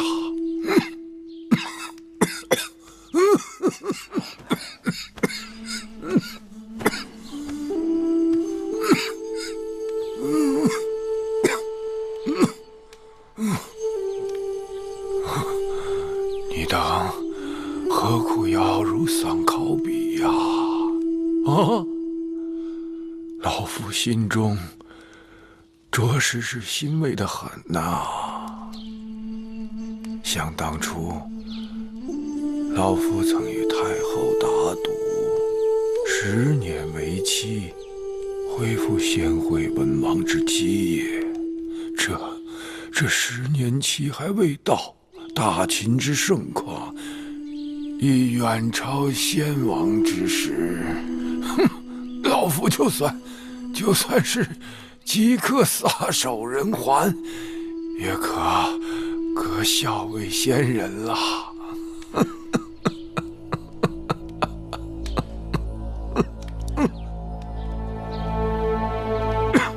楚离子乃大秦智囊，一向料事如神，不知对我等还有何嘱托？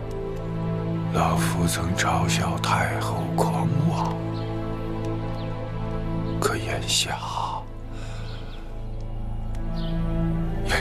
老夫是真想看到大秦一统天下的那一日。要说嘱托，有2件事可放不下。对外，秦国的对手不多了，只4个字：若楚灭齐。对内，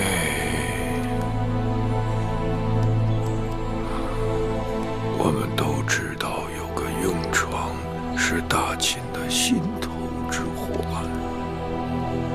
那义渠君为大秦立下大功，但他不服秦国律法，自行其事，成为国中之国，迟早是要出大乱子的。但如今太后摄政，我们想动他很难呐。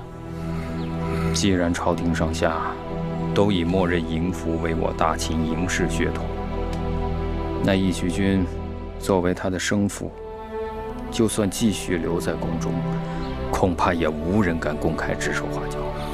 更何况大王与太后母子情深，如硬要大王动手，恐怕……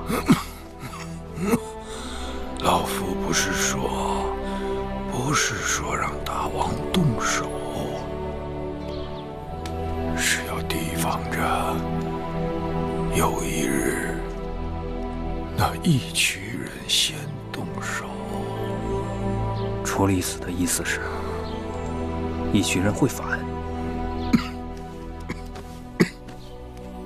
那义渠人天性强悍，胆大妄为，近来又有愈演愈烈的苗头。大王已经承认了，早晚要亲政。待大王自掌权柄，号令天下之时，只怕那义渠人会变本加厉，不听调教，内乱回国。这大秦将有一难。楚离子之嘱托事关重大，我等不得不未雨绸缪。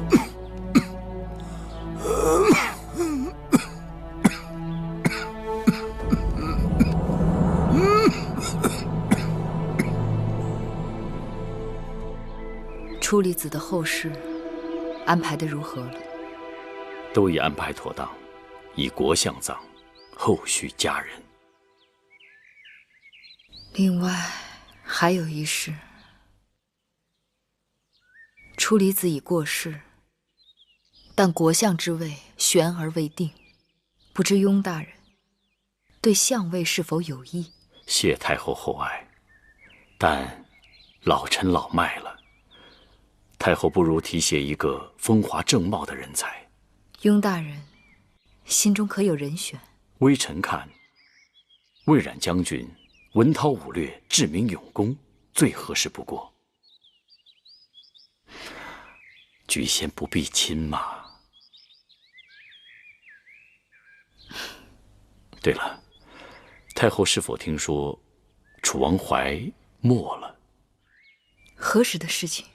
自从将他捉回咸阳，米怀就一直是泱泱不乐。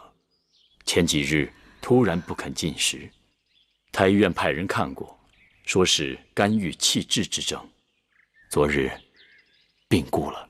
米怀昏聩，却恋故土，一心想回郢都去复位，就把他送回楚国吧。是。说起楚国，不知雍大人有何打算？当日我让白起和米荣在楚国撤兵，是因为楚国刚刚立了新君，上下一心，士气大振。伐楚久攻不下，拖延下去，大量将士滞留楚国，开销庞大，收获却甚微，得不偿失。所以我提出了改灭楚为弱楚。太后所言甚是，既然当时我们已经失去了快速灭楚的机会，倒不如暂时退一步。初离子临终前曾留下4个字：是弱楚灭齐。眼下楚国势微，其余5国中能与秦国抗衡的，只剩下齐国了。齐王向来贪暴不义，他刚刚灭了宋国，至交义满，招得诸国愤恨。燕国与齐国素有血仇，而秦国与燕国历来交好。派人去告诉孟嬴和燕昭王，就说我大秦愿意出面，联合燕赵魏韩，共同伐齐。是。这么多年，孟嬴和苏秦一直郎有情妾有意，当年未能成全他们2人，难免心里愧疚。灭齐是他们2人终身的夙愿。这次联合燕国讨伐齐国，先不要说对我大秦有何好处，我是该先还他们一个人情了。听说初离子临终时，还有一事搁放不下。太后该知道是什么事。初离子过虑了，亲情和时间是能化解一切的。那此次征讨齐国义渠的人马，让他们也加入，要一视同仁。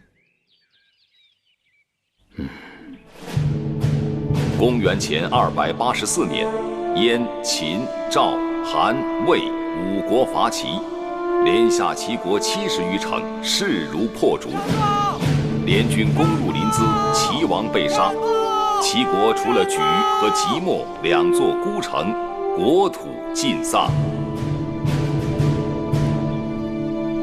各位爱卿，齐国亡了。恭喜太后，恭喜大王！分这么点儿，哪够我们用的？就是。这次讨伐，朝廷论功行赏，该封的封，该赏的赏，唯独落下咱们一局。太后不是赏了我们金玉器吗？还有酒水、腌肉，还赏给咱们大王4座城池呢。你们2个小子，是不是在咸阳城娶了媳妇儿，成了家，这胳膊肘就往外拐，替秦人说话？看清楚点，这是咸阳城，义渠草原才是你们的家呢。这些年，咱们义渠多少兄弟都在这儿成了家，谁能分得那么清楚啊？老子就分得清楚，朝廷就赐这么点东西给咱们，打发他娘的要饭的呢。咱们这些年为大秦拿下了多少城池？且不说这次伐齐，上次攻打韩国、魏国，咱们义渠兵马可是立下了大功。哼，我看那魏然当了国相，白起是大良造，嘿嘿，就连那没打过几次仗的闵荣都是华阳君，又封了个新城君。咱们有什么呀？啊，有什么？有个屁！对呀，卖命的时候想着我们，等到论功行赏的时候，就把我们撂到最后。怎么我们的脑袋比别人的便宜啊？对，这太后待人有厚有薄啊，不公平！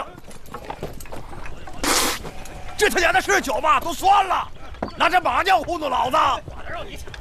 娘的！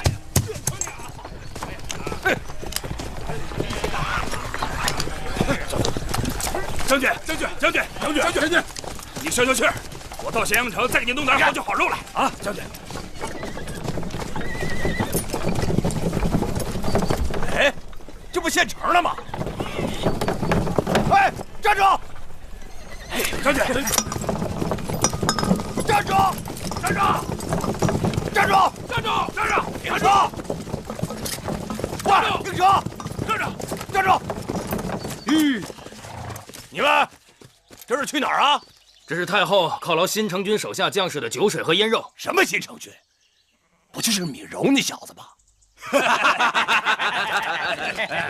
你们不行，我干了！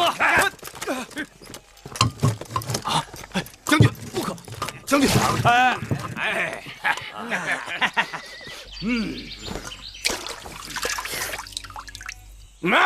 好酒，这才是好酒呢！哥几个，哎，把这酒都弄咱们一区大营去！快！将军不可！闪开！闪开！你爷爷撕巴了你！走！帮忙，将军，快走，把我拉走！哎，公开滋事，竟然强行夺取朝廷劳军的车马，简直是目无王法。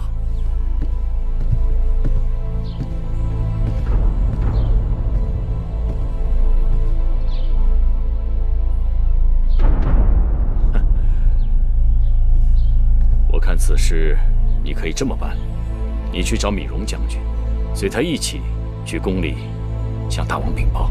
米荣将军？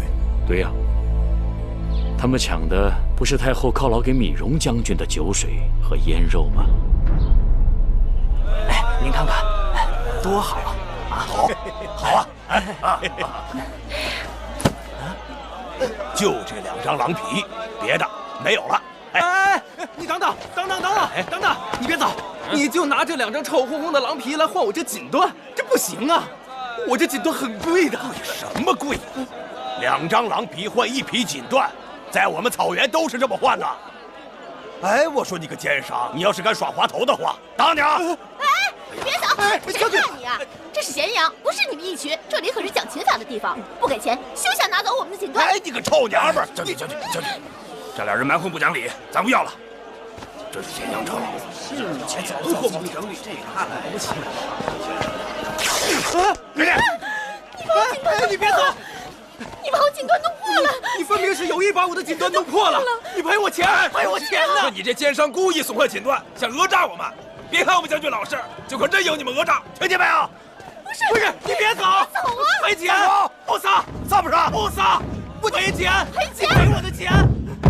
赔我的锦缎！你们不赔钱！还敢在关中门前出城赔钱呢你！撒手就掉下去！你别走！别走！赔钱呢！赔钱！将军，还敢别走，人就出事了！哎！走！怎么了？怎么了？快起来呀！你没事吧？杀人了！一群人杀人了！走！快点！是有人在杀人呢！快！有人杀人了！别动！别动！大王有令，不管何人触犯秦法，一律依法严办。诸位将军，走吧。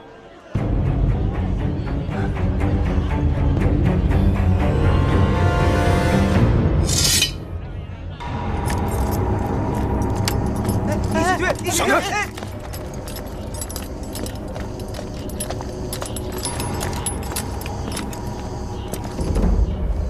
义渠军有事找寡人。不错。何事？我手下有几个将士，在街市上误伤了人，被廷尉抓走了。其中有个上将军叫虎威，你知道，他是我义渠的勇士，战功累累。我刚刚派人去接，廷尉不肯放人，说这都是你的吩咐。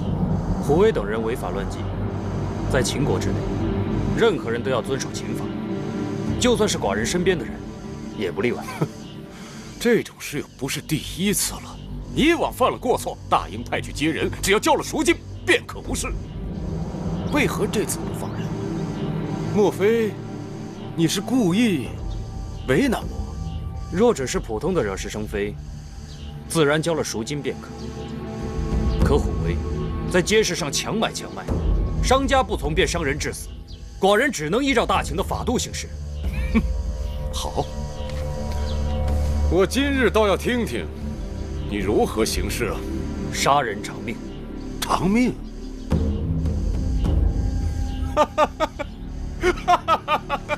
一个街边的小贩，怎么可能让我义渠的勇士去为他抵命呢？不管任何人，都是我大秦的子民。寡人身为秦王，就要为他们做主。看来你是不肯放人了。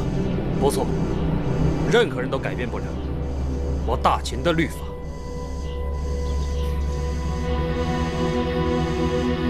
刚长毛的小狗崽子就要呲牙了。听好了，我是看在你母后的份上，我才对你容忍再三。你不要得寸进尺。寡人才是看在母后的份上，对你再三容忍。你可明白，这里是大秦，不是义渠，这里我说了才算。虎威触犯秦法，他是死定了。寡人即刻下旨，让廷尉府议罪。说了算？你以为你是谁呀？是我让你做了这个秦王，你才能做这个秦王。如果我说个不字，你立刻就得从这个王位上给我滚下去。真是天大的笑话！我乃嬴氏王族，继承祖业，岂是要你的允许？继承祖业？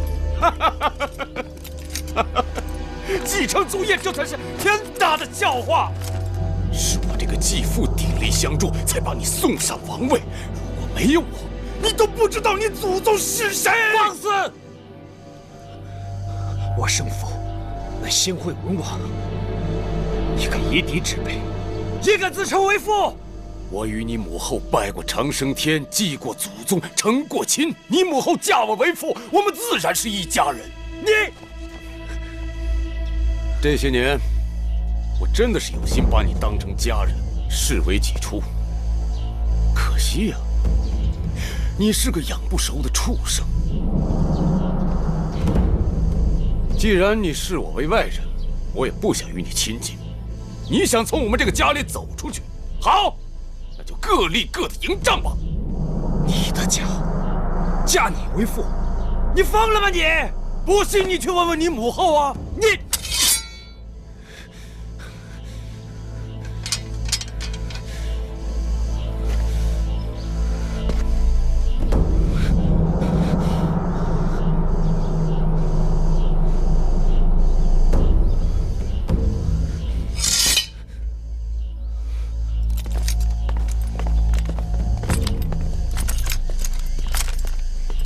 我们在楚国的探报还说，芈衡听信晋上等人的谗言，不顾黄歇的劝阻，再一次流放了屈子。眼下，楚国已派使臣来到咸阳。母后，继儿，怎么了？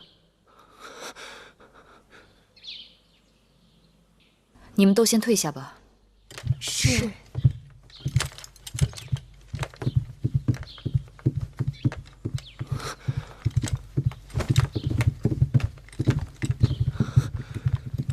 怎么了，继儿？母后，你和义渠君他……义渠君如何？您是父王的妃子，大秦的太后。可那个戎狄蛮子，他说，他竟敢说你已经跟他拜过祖先，正式嫁他为妇。哎，你这么着急赶过来，我还当是发生什么事了呢。坐下说吧。母后，先喝口水。母后，您说呀。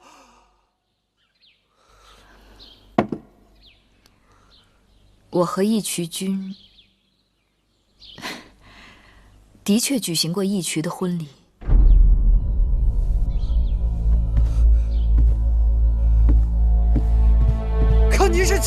太后啊！我知道，世人眼中太后可以养男宠，却不可以再嫁人，所以我也没打算昭示天下。那你为什么非要与她正式婚嫁？因为那时我有了福儿，我不想让福儿做私生子。另外，我也想有个家。就是因为这个？对，就这么简单。可她不这么想。那个戎狄蛮子因为你嫁给他，便把整个大清也看作是他的囊中之物。不会，他不过是跟你说说气话罢了。母后，今儿不明白。不明白什么？不明白您为什么要这么做？您这是因小失大。那依你看，什么是大，什么是小？母后，您不是普通的妇人，您是大秦的太后，您想要什么都唾手可得。可母亲想要的东西，却是可望不可及。你说什么？可望不可及？你一直想要的，不就是天下吗？有一日，王儿定将整个天下亲手献于母后。看来，你的确是不明白。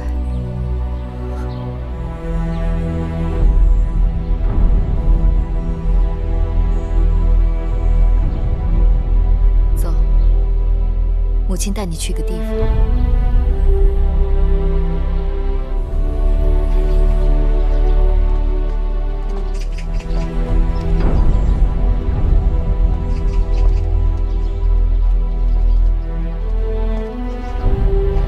许多年不来了，原来这个院子竟如此局促。可不是嘛，转眼这都快20年了。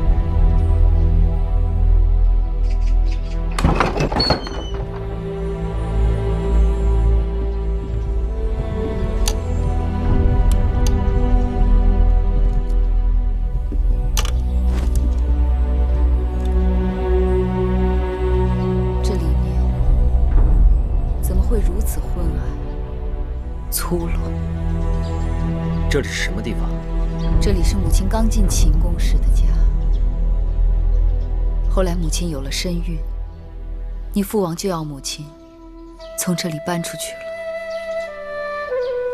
这里这么局促狭小，怎好住人？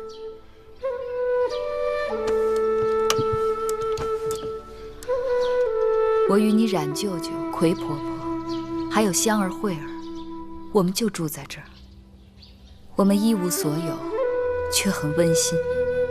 秦宫里有的是宽屋大厦，母后为何要住在这么僻静狭小的院落里呢？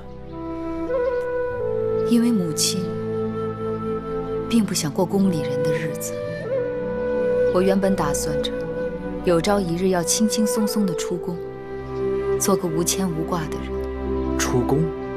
对母亲来讲，无论是清贫还是富贵都不要紧。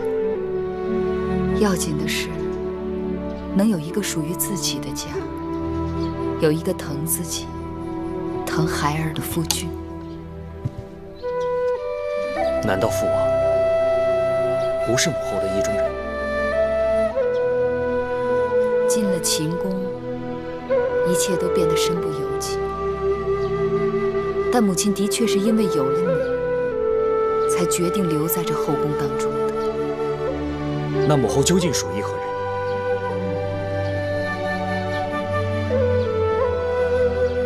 皇歇？皇叔父可是母后的情之所钟。你皇叔父，论情，子歇该是母亲终身的心上人。但母亲与他发之于情，止乎于理。如今，他只是母亲的至亲。可不管是谁，都不该是那个义渠君。母后为何会倾心于那个戎狄蛮子？义渠君是个好男人，有情有义，侠骨柔肠。错不在义渠君，那错在谁？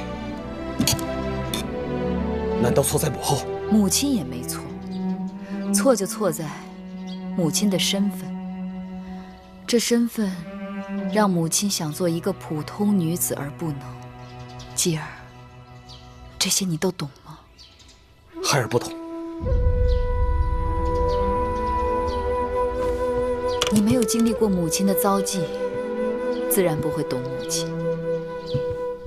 你若要责怪，就怪母亲做了太后，仍难舍一个普通女子的初衷。这初衷，对外人是小，对母亲是大。对外人是可有可无，可对母亲来讲，却是取暖的炭火。假如为了秦国的社稷，面对大秦的社稷，母亲仍然是个女人。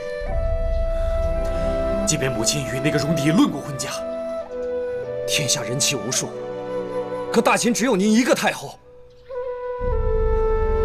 孩儿是怕，倘若有一日为了秦国，母后不得不做取舍。不会，不会有那一日的。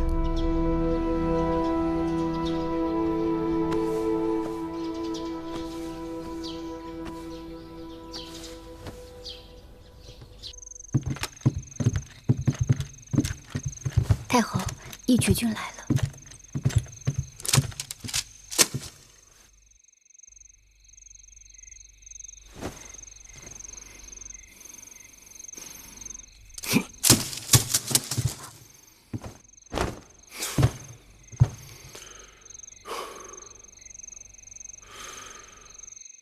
义渠君口干舌燥的，你们去给他温一壶酒吧。是。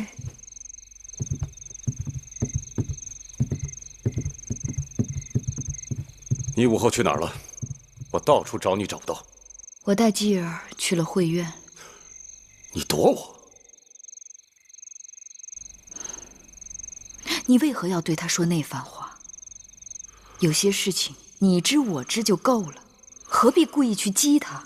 对他说了又如何？他是秦王，得敢做敢当。哼，他不认我这个父亲倒也罢了，他竟然说他是因为继承祖业才做了这个秦王。这大秦天下与我这夷狄之辈根本无关。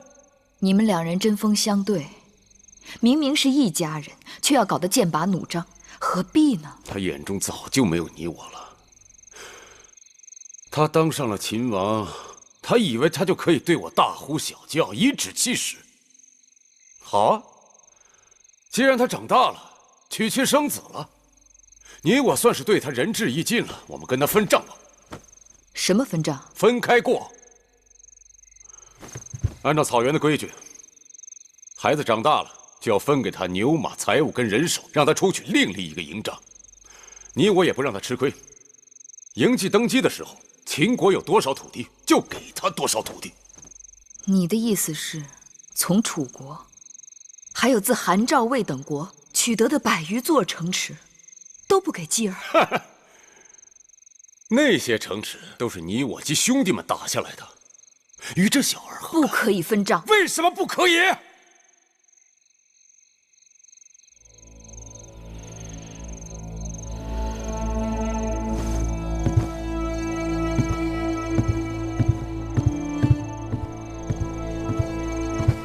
义渠君，这么多年，我们既是家人，又是君臣。论君臣，我和继儿，因为有你等臣子帮衬，才能共治天下，才有了今日大秦的强盛。论家人，我们如十指攥在一起，才能松萝共倚，同舟共济。若照你这么分账，就会变得不堪一击。这么多年，你和继儿虽有龃龉，但总算是相安无事，怎么能说分就分，说拆就拆了呢？我知道你是怎么想的，你总巴望着至亲骨肉都能聚在一块儿。月儿，你我在一起这么久了，你说你想怎样就怎样，我说过你吗？我管过你吗？可眼下不是我要分了这情分，是你儿子嬴稷先动了手，他容不下我，有一日他也会容不下福儿。在他的眼里，他根本就没有把我们当成一家人。你先让一步，我也会劝继儿让步。事情没有你想的那么糟，你也别太执拗了，就当是看在我的份上。恐怕这件事情你已经管不了了。你让我试试，好吗？那你就告诉他，马上放了我的人。